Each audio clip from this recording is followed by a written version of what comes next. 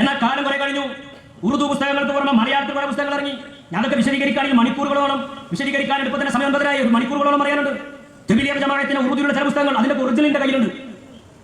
തബ്ലീഗ് ജമാഅത്തിന്റെ സ്ഥാപകനായ ജനാബ് മുഹമ്മദ് ഇല്യാസി സാഹിബിന്റെ ഒരു പുസ്തകമുണ്ട്, ഉറുദുവിലെ പുസ്തകം.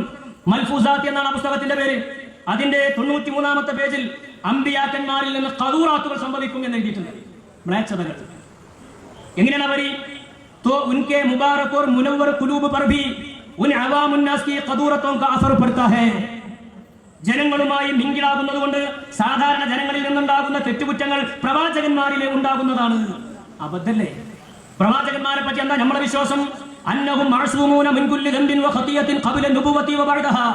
നുബുവത്തിന്റെ മുമ്പും നുബുവത്തിന്റെ ശേഷവും അമ്പിയാക്കന്മാർ പരിപൂർണ്ണ പാപ സുരക്ഷിതരാണെന്നാണ് നമ്മുടെ വിശ്വാസം. എന്നാൽ तो उनके मुबारक और मुनव्वर कुलूब पर भी उन अवाम उन्नास की ഖദൂറത്തോं का असर पड़ता है. ഇങ്ങനെ ജനങ്ങളുമായിട്ട് അവാം ഉന്നാസുമായി കൂടിക്കലർന്നാൽ